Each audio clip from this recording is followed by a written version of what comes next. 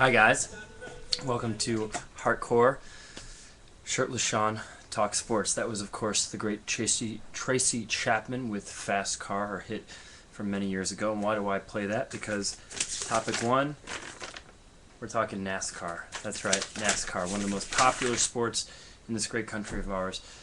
Chances are if you're watching this show, for whatever reason it motivates you, the shirtlessness, the sports, I don't know which. Even if you're into sports, probably not a NASCAR fan. Well, as you'll note, this is a very late night edition of Hardcore.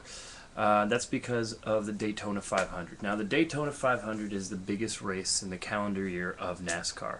It is their Super Bowl, it is their World Series, it is their Fashion Week, it is their Oscar night. Big shout out to Rooney Mara, looking very fashion forward, very interesting last night. Sports Connection. She is, of course, related to the ownership of the New York Giants, John Mara. Big Super Bowl year. Nominated for an Oscar. Her uncle, I believe, owner of the team, leads from an ownership level the team to the Super Bowl. It's a good year for you, Rooney Mara. I think it's only going to get better. But yeah, tonight was the Daytona 500. Now, for those of you who are NASCAR fans out there, all none of you, you'll note that it's Monday night. Why am I talking NASCAR? That's because the Daytona 500 was supposed to happen yesterday. It's supposed to happen yesterday. The big race, America's race, is supposed to happen yesterday. Rain happened. That's right, rain happened. You can't race cars in the rain. Mom always told you don't race cars in the rain. She probably didn't tell you that, but she should have. So the race got delayed till today at noon. They couldn't race it today at noon because of the rain. So they started at 7 o'clock. Now I got done with work. I came to check the end of the race. 40 laps to go. Now that's not a lot when it comes to a NASCAR race, but there was a lot of incidents on the track. There was actually a huge explosion, a dryer mechanism, some power dryer, blower, gas-powered thing during a caution. That's when they're not racing fast, they're just following the pace car. This is my NASCAR right here. A driver, I believe Juan Pablo Montoya, but don't quote me on that. He crashed into it, and it caused a big fire on the track. Now, the very capable hands at Daytona, they were able to get out the fire. And they had to spend a lot of time cleaning off the track, cleaning off the gas off the track. What did they use? Soap and water. That's right, boxes of Tide. How long did this take? About 45 minutes.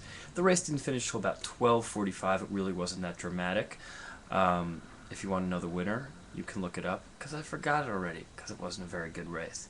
The point is, imagine if the Super Bowl was delayed a day and a half. Imagine if the World Series, well, that has happened, but imagine if any major event is delayed for this long. It's really a joke of a sport if you can't do it, right? Fashion Week's in a tent, Super Bowl's in a dome, baseball, get your act together as well. Tennis, U.S. Open has been delayed before, that's true.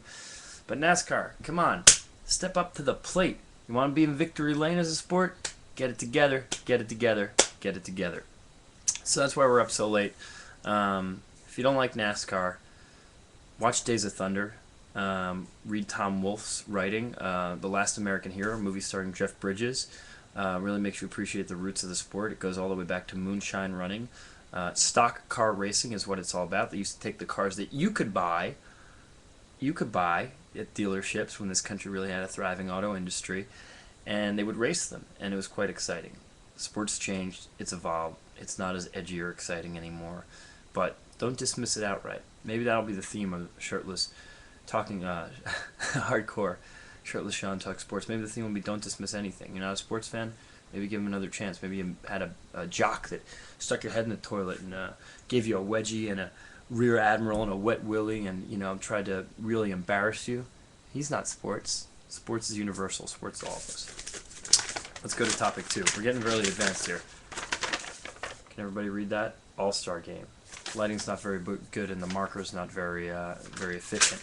This past weekend was the NBA All-Star Game. Did I watch it? Of course not. It's a pretty meaningless event.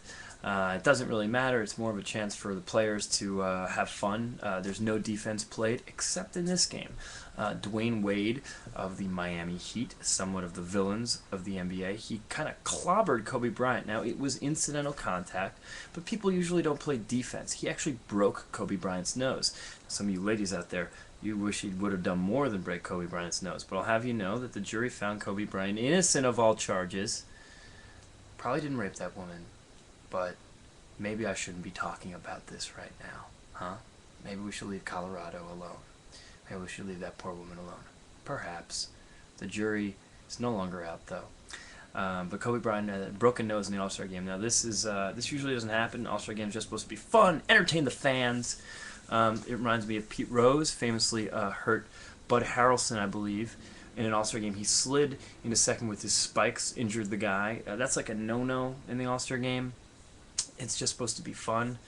Some people think maybe Dwayne Wade was motivated because he's facing the Lakers this week. The Heat face the Lakers this Sunday. Sure to be an exciting matchup.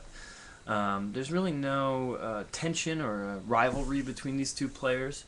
But no pun intended, or pun intended, things got a little hot Miami Heat style.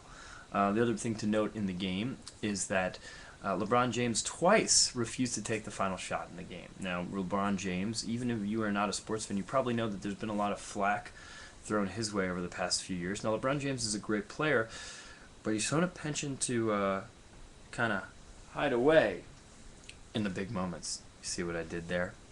Now it's an All-Star game. It doesn't mean a lot, but a lot of sports commentators are saying that the fact that people and other NBA players are getting on LeBron James about this moment indicates that perhaps LeBron James is going to suffer a lot of scrutiny until he wins an NBA championship. And not just wins it, to go off a point from Pardon the Interruption, one of my favorite shows, until he leads the team. He's got to be the go-to guy. He's got to be the man, Ric Flair style. Speaking of Ric Flair, next topic. Can we read that? Not really. It says WWE. Now, I don't want to talk too much wrestling. I participate in a comedy wrestling league. I'm very intimately familiar with the history of wrestling. I have lots of favorites. I think the camera just went out of focus there. We'll deal with it. But we're coming up on WrestleMania. And this WrestleMania is going to be real exciting. It's in Miami. The Rock, Dwayne Johnson, pretty famous, of the Tooth Fairy fame. Stay Cool, I believe was the name of the movie he's in with John Travolta. He's in the new G.I. Joe movie. He's going to be facing John Cena. The Rock's insanely popular. John Cena is not as popular. I'm not going to try to give you too many salient points on this, and I've pointed you in other directions if you really care about this. But just know that this, if you ever were into wrestling at all, this is the time to go watch some WWE action. WrestleMania is going to be very exciting. No celebrities involved this year, but this is the season. Can't really give you a good example of what this rivalry is, but just know that John Cena is really loved by kids and women. The Rock's more loved by old school wrestling fans and the always vaunted 18 to 34-year-old male age group. He says a lot of things that border on homophobic and misogynistic, but he's very clever. He's a funny guy. I want to talk NBA superfans. I'm going to save that for another episode because it's going to be a real good nexus of art and sports and hey, maybe a little sex, huh? Last thing here, we're going to recommend a book. This is Philip Roth, The Great American Novel. I got it from one of the inspirations of this show, Chris Gethard. I still owe him this book many years later. I'll make sure to get it to you, Geth, if you watch this thing. It's about, it's essentially the movie Major Leagues. Philip Roth wrote it in the 70s. It's about the Patriot League. There was the National League, the American League. There's the Patriot League.